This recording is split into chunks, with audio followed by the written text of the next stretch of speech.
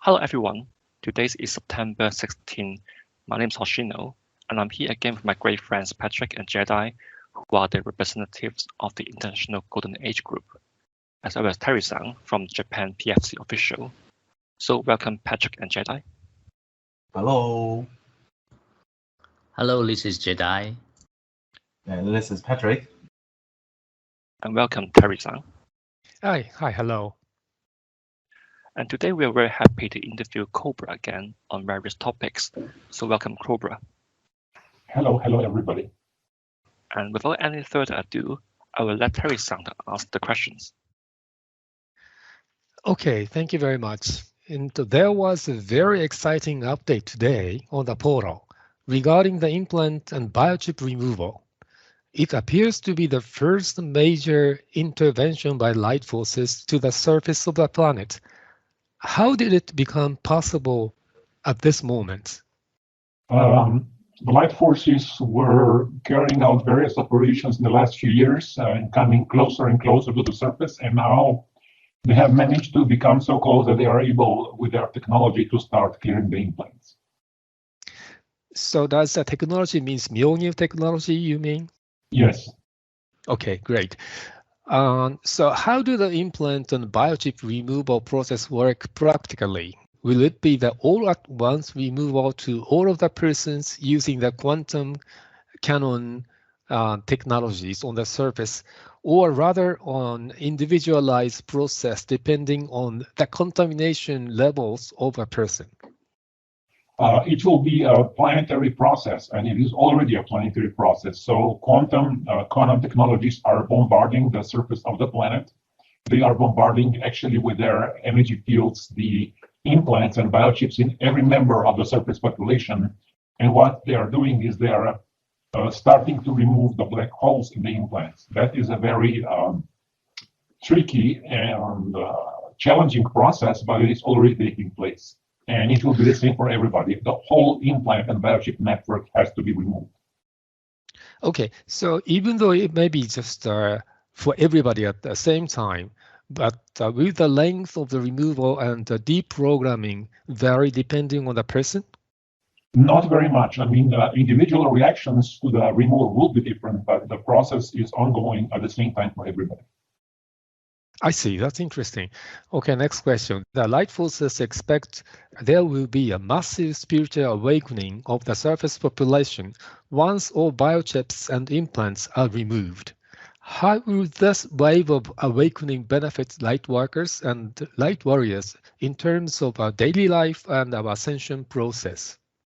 Yes, when we come to the closure of this process, when the implants and biochips are mostly gone, individual lives of the light workers and light warriors will become better, lighter, less stressful. There will be less negativity, less darkness, less attacks, and life will again, after so much time, become a little bit more enjoyable. Okay, so that means their ascension process may be easier? Yes. Okay, interesting. Have the level of primary anomaly and subquantum anomaly reduced in the area below the low Earth orbit? To a degree, yes, but main reduction is expected at the same time as this operation of clearing the implants proceeds. I see. Okay. And what is the relationship between the veil and today you also mentioned the parametric space-time distortion anomaly around the surface of the planet? This space-time distortion anomaly actually changes the structure of space-time around the Earth. And that distorted space-time makes it easier for the technologies of the dark forces to operate and to maintain the veil. Without that anomaly, the dark forces would not be able to use their technologies and the veil would be removed. Oh, I see. So that means the veil is the aim and the parametric space-time distortion is a kind of supporting tool. Yes, in a way, yes. Okay, great. So in the latest update, you mentioned an ancient dark entity called the lurker. Is it very dangerous? What is the relationship of the lurker with the Archons and the Chimera? It is not very dangerous at this point because much of this has been resolved already. This is a very different type of entity. It's actually a quantum, subquantum entity. It's a different type of consciousness than any other entity you are probably aware of. I would say the closest parallel to it would be the Yalta Bulk entity, which has been removed already. The Archons and the Chimera, they actually, some of them worship the lurker, and they see it as the source of their evil. Oh, I see. So that means that lurker is superior to Archons and Chimera. In a way, yes, because this entity has been alive for the whole cosmic cycle and actually originates from the previous cosmic cycle. So I see. It's a completely different type of consciousness. It's a completely different thing. You know, it's not something that most people would be able to understand. I see. Okay, thank you. As the lurker has survived the previous cosmic cycle and continues to exist until this day, this existence means that the dark forces have already existed since the previous cosmic cycle, while the archangels who fell into primary anomaly 8 million years ago are the new dark entities in the cosmic cycle? No, darkness did not exist before 8 million years. The lurker existed as a pure potentiality. It was not a manifested consciousness of darkness. That only started 8 million years ago. Oh, I see. Okay, I understand. So it existed before 8 million years ago as just as a potential. I see. Okay. Do the Pleiadians know why most key people in positive militaries are against the liberation plan? The main reason is because of the implants and all the programming and the selfishness. I see. So that means after the operation removing the implants, do you think that those people in the positive militaries' attitudes may change? Some of them might change, but at this point, it is impossible to predict how surface population will react to this. I see. Okay, understand. Thank you. If those key people do not agree with the liberation plan, how will the light forces proceed with a mass arrest? Will they carry on with the arrest operation by themselves or wait until the positive militaries remove every potentially compromised member within their ranks? This is confidential information at this point. Okay, understood. Thank you. Do the light forces think Ukraine can become another Afghanistan and drag Russia's economy and politics into chaos? Potentially, yes, if this conflict escalates in the new world war, which is unlikely but still possible. It will not be the same situation as in Afghanistan, but there is certain potential there that things can get a little bit more complicated. I see. Okay, thank you. The next question regarding Queen's death. The Queen Elizabeth II passed away on September 8th. In terms of the liberation plan, what is the view of the light forces on her, who has the longest reign in modern history?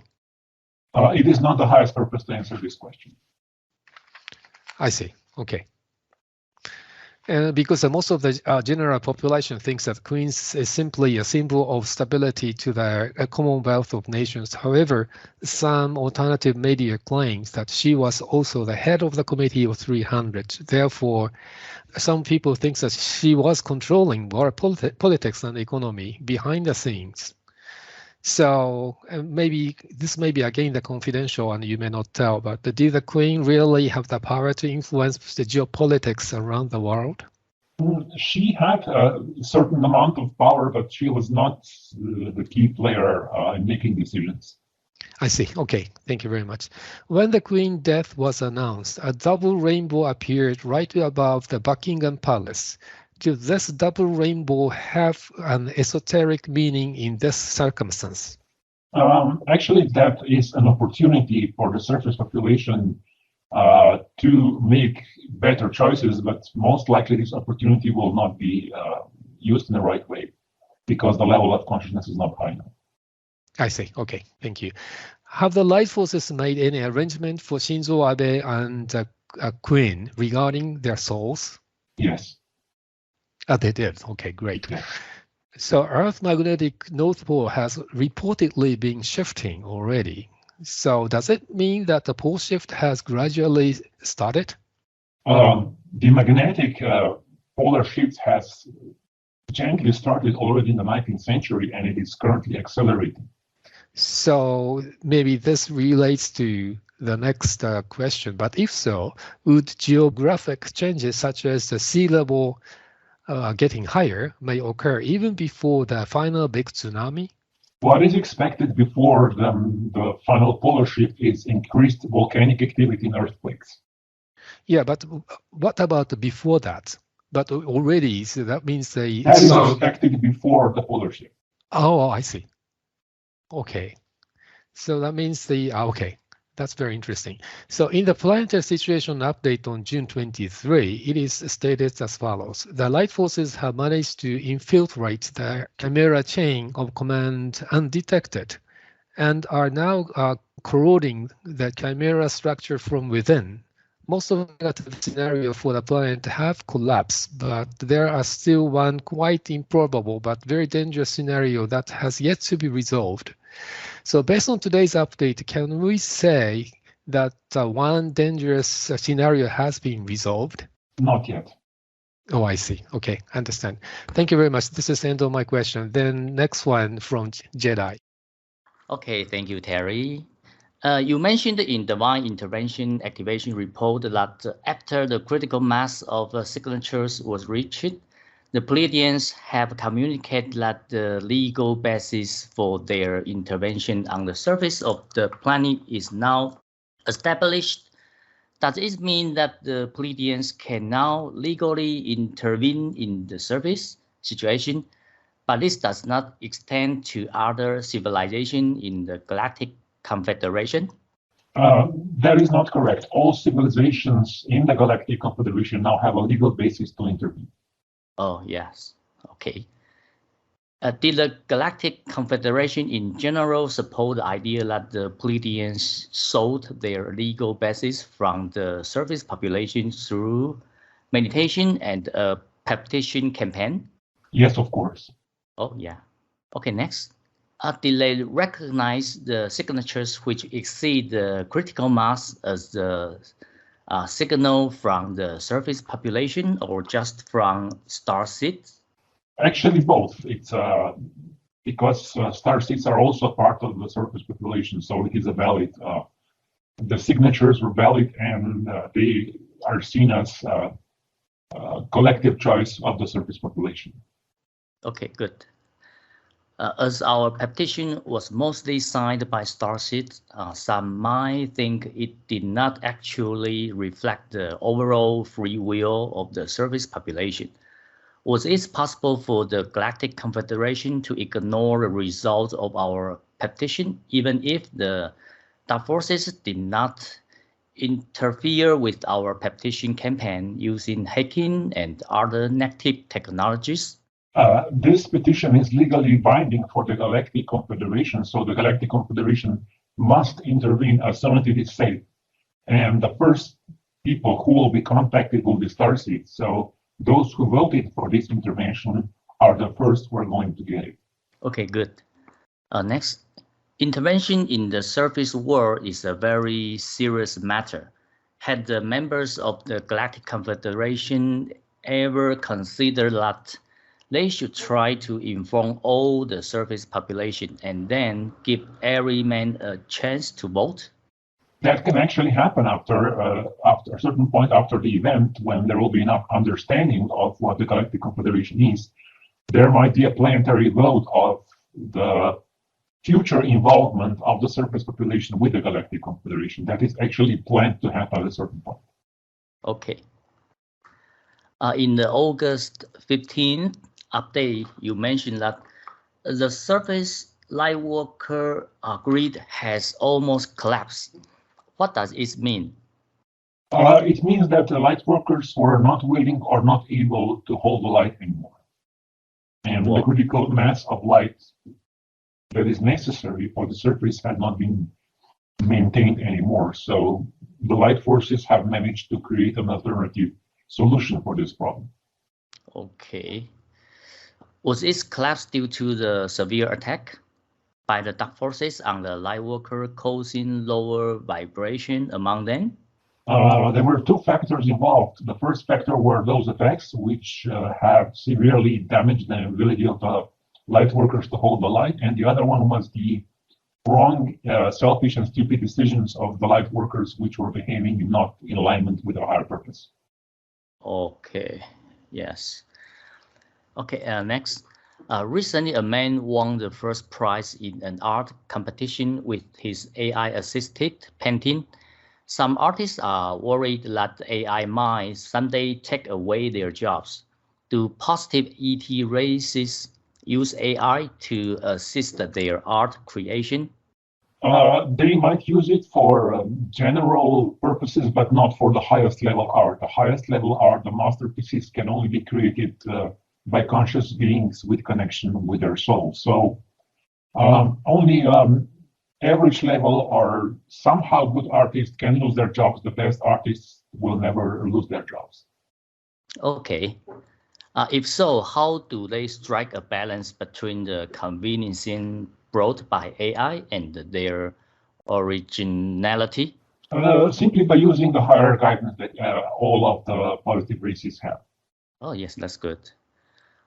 Can you reveal any further information on the Alexandrian women, the women who moved from Vipava Valley to Alexandria at the turn of the 20th century?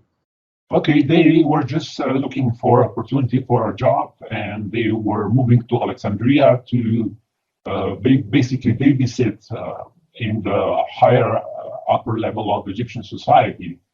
And that was an interesting interaction because it brought a certain combination of goddess energy, which was not previously present. Okay. Okay. It is now safe for you to reveal the classified aspect of the SpaceX CRS-24 mission. Yes, certain Sintamani stones were sent in orbit and then safely landed later, about 1 month later. Wow, good. The followings are amazing ascension plan. First one, how can we explain individual and planetary ascension with modern science? Science at the present state of development does not even understand the existence of the etheric plane. So it is not possible to describe ascension with science at the current public state of development. Yes, that's right. What is the relationship between chakra, Merkaba, and ascension? Chakras are energy vortexes in the human energy fields that are transmitting various frequencies of light. Merkaba is the light body, which is a vehicle that we use to achieve our ascension. And ascension process is a process which happens when we are able to remove all anomaly and all blockages from our energy field. And then when we reach the superconductivity of the light body, we ascend. Also, that means for ascension, we need a perfect chakra Merkaba condition, yeah? Yes. Okay, good. Next, it is said that the light forces have a device known as the ascension chamber, which can boost the human ascension process. Can you describe its appearance and the principle? Okay, there are two aspects of this device. The first one is purification and healing chamber, which removes and heals the obstacles. And then is the proper ascension chamber, which activates the Kundalini energy and something called the electric fire. So it means that a very strong, highly charged energy flows through the energy body, not through the light body, to the Merkaba body, and it activates it. So that is a highly advanced technology which is used by ascending beings throughout the galaxy. Wow, that's amazing.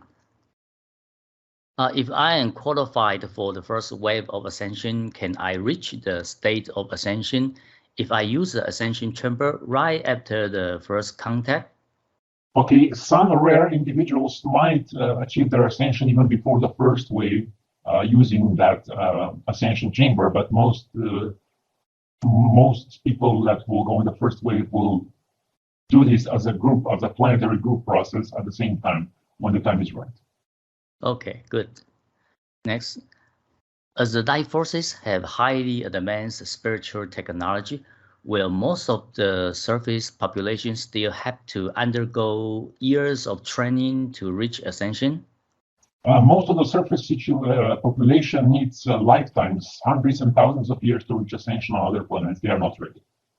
Okay. Regardless of the level of technology, human consciousness is human consciousness, and that needs to be transformed from within.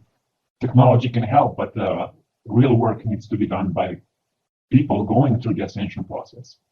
So the percentage of surface population that will undergo the true ascension process will be very little, very low.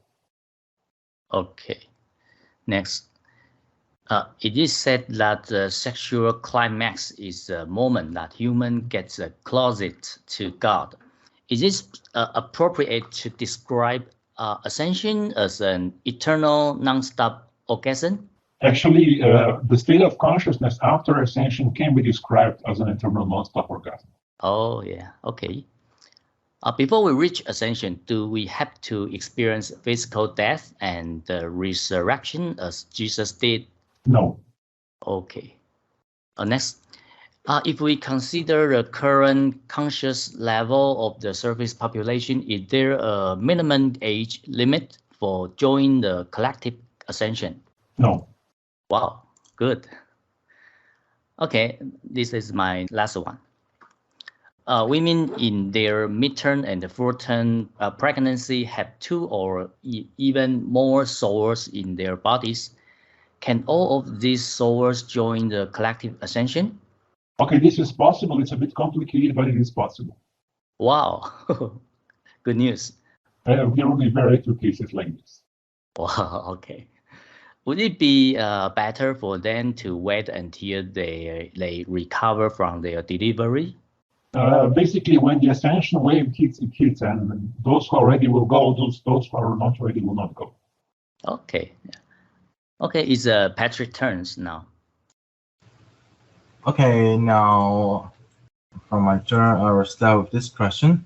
Will human gain superpowers like teleportation, manifestation from out of thin air, or element manipulation as soon as we reach ascension? When humans reach ascension, they will be given the key, the tool, how to use those powers, and then they will be trained how to use them. And that training process will take some time. But from the start, they will have this basic ability that will be then perfected as time goes by. Good. Next one. If a person's physical body can only connect with one single I am presence, how should we analyze multiple personalities disorder according to the concept of soul? It is very simple. There is one soul, one I am presence, but whenever a trauma happens, part of the personality structure splits away from the core personality. And that process can take many times. But there is one I am presence, one incarnated soul that has all those different personalities, and the healing process is actually process of integrating those personalities with the core personality, which is the original personality directly connected with the incarnated soul. Oh, very good. Okay, next one.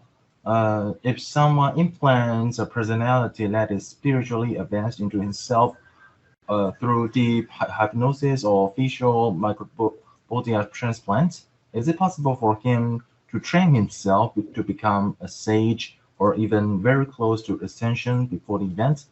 If not, please explain why. Yes, all that can be cleared. Really? Okay, that's good. Next one. You mentioned that in the extension plan update that about 200 people will be ready to ascend in their first wave of ascension. Will those people ascend separately in different times and places, or they will be assembled at a designated place on a specific date? There will be an ascension wave which is similar to a galactic pulse, and everybody will be taken from their own location, teleported to the motherships, and on those motherships they will undergo the ascension process itself in the ascension chambers. Oh, I got it. Thank you. Next one. Will those people be able to ascend beyond the 5th dimension if they have a compatible conscious level? This will still take some time, but yes. Oh, very good. So next one. Will humanity still be able to evolve after the ascension? Yes, of course. Okay.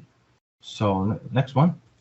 As the life forces have already built two Dyson spheres separately around the Sun and the Earth, can they adjust the evacuation schedule according to the post-event developments?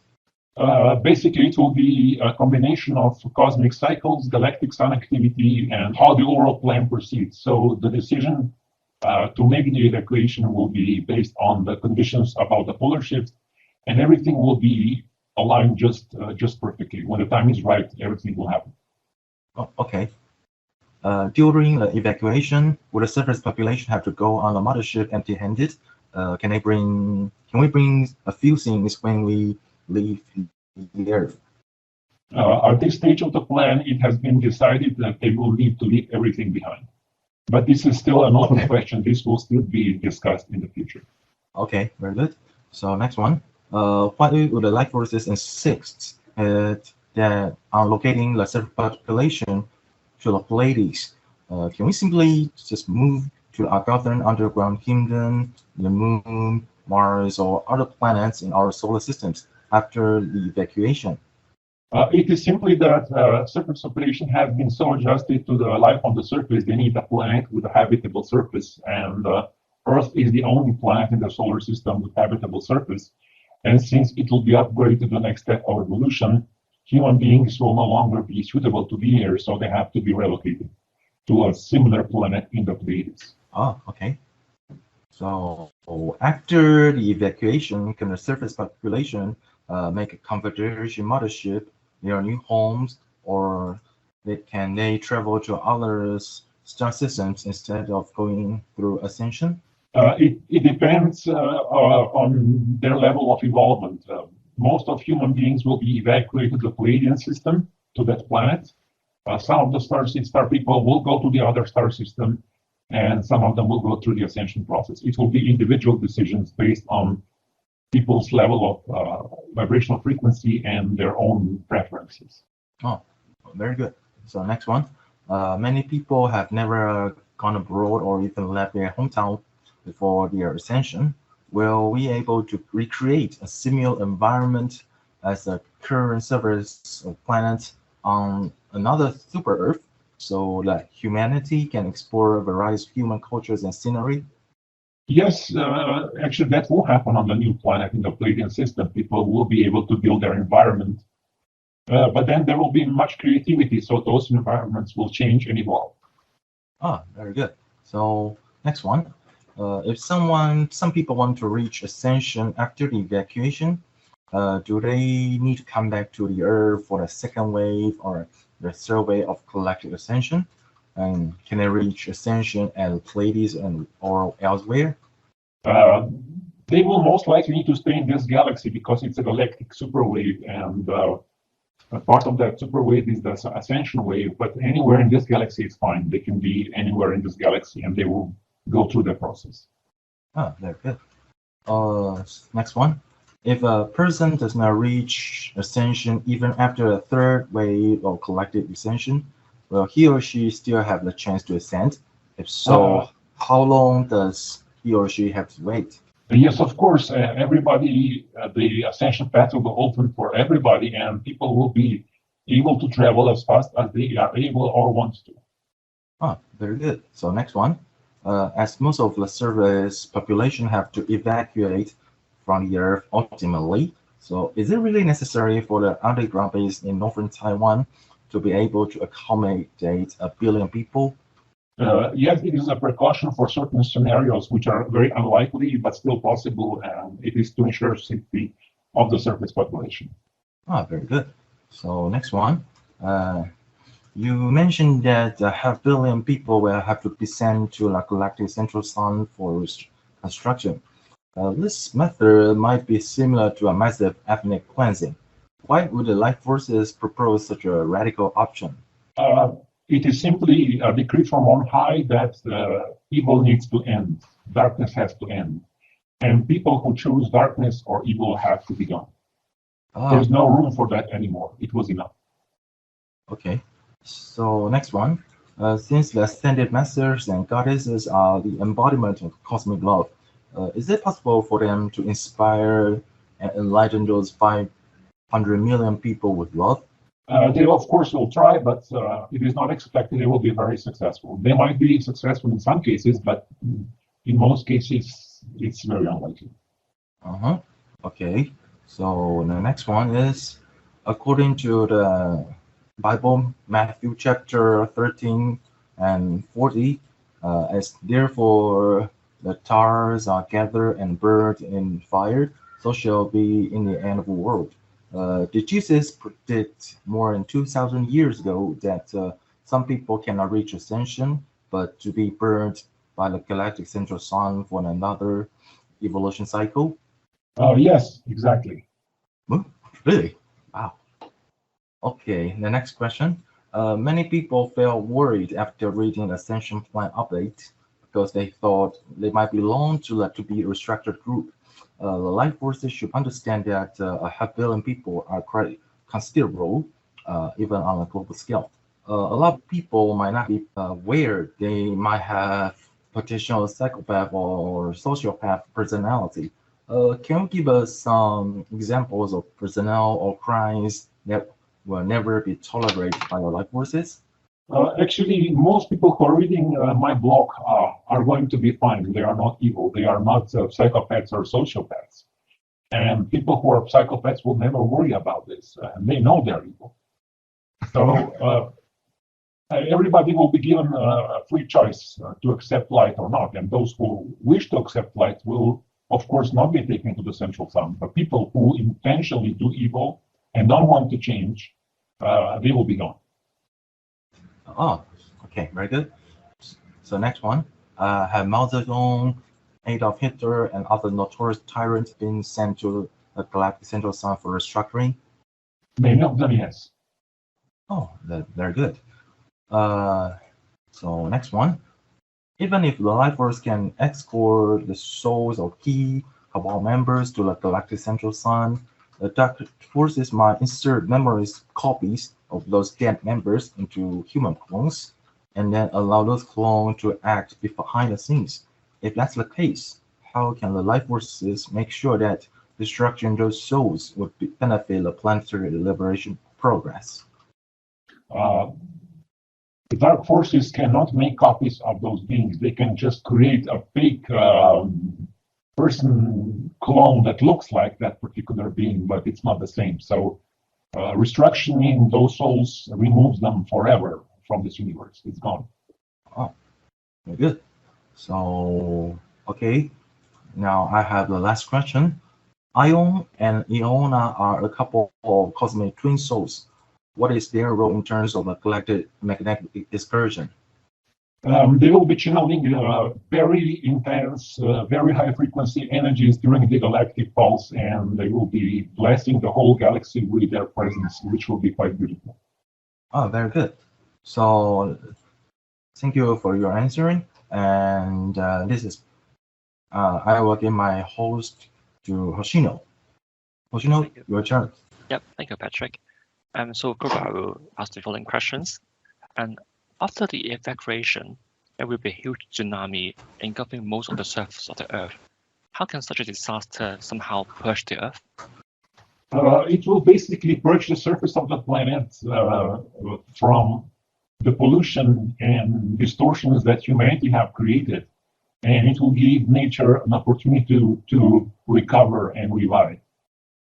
But we know that a huge tsunami can bring all kinds of debris and pollutants back to the ocean. It sounds like an oceanic catastrophe. How will the life forces solve this problem? The life forces have technologies to remove most of those pollutants before they can do any damage. And at that point, that will be done. I see, that's good to hear, thank you. And the pulse wave emanated from the galactic central sun is also known as the galactic wave of love. Is it not contradictory to name something that can trigger a doomsday cataclysm as love? It is not, because it will not be a doomsday cataclysm. It will be a rebirth, restructuring, repositioning. It is something completely different. Agree, thank you. And next question. In the past, you mentioned that the fourth, or the Arhat, initiation means the dissolution of the vertical implant. Does this concept suggest that all the positive ET races living in the free universe are heart-level ascended beings? No, they are not. But the vertical implant is the main obstacle towards the Arhat initiation. But it does mean that all those positive ET races that don't have that implant can, if they choose, reach Arhat level consciousness very easily. I see, understood. And what's the difference between passing the Arhat initiation and becoming a Buddha? Arhat initiation actually gives you access to Buddhic consciousness, but becoming a fully developed Buddha with full potential, it's a much higher state of evolution. I see.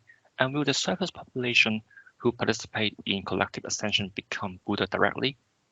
If not, how large is the gap between the newly ascended human and the Buddha? As I said, the gap is quite big, and it will take some time for people who ascend to reach that level. Okay, understood. And how to ascended master explain Nirvana in a way that most modern people can understand?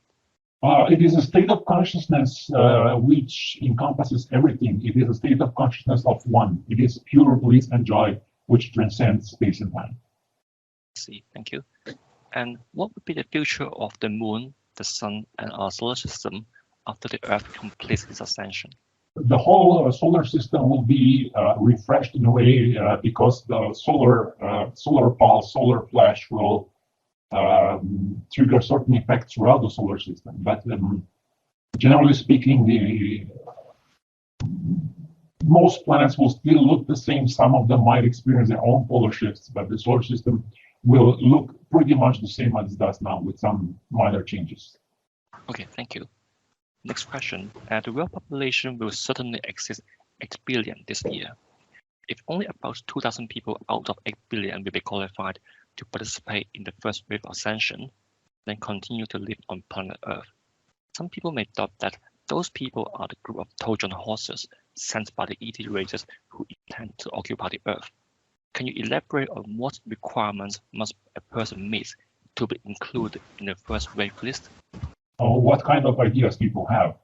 I would say that people who will be in the first wave list are people with highly developed consciousness, with a lot of inner innocence and connection with the light. Okay. And most of the surface population will move to a planet in the Pleiades after the evacuation. Can you review the name of our future home planet and describe its environment, climate, and life standards if possible? This planet looks pretty much the same as Earth does now, without the pollution, without the stress, without wars. Humans which will be living there will be guided by the higher developed beings, and they will receive guidance, but they will be able to take care of their own development in a harmonious way. I see. Sounds amazing. I'm looking forward to it. And once humanity undergoes 3 waves of collective ascension, there should be no more darkness in this universe. You know what will be the next divine plan for this universe? The next divine plan is to unite everything into one. It will be going deeper into oneness, deeper into happiness, deeper into joy. It is a very beautiful plan. I see, understood. Yes, so at this point, we will have to finish this interview, and we can do the second part at a later time with the second part of the questions. That's fine. Thank you very much for your time today, Cobra. Would you mind saying a few words to our audience and or to people who read your blog, some words before we finish the interview? Yes, I would like to congratulate everybody who was able to hold the light in those challenging times. And it was, I would say, this is the most unusual time in whole human history, in the craziest time, but we are going to make it a victory of the light. Thank you very much, Cobra. Victory of the light. Thank you, Cobra. Victory of the light. Thank you. Victory of light. Yay.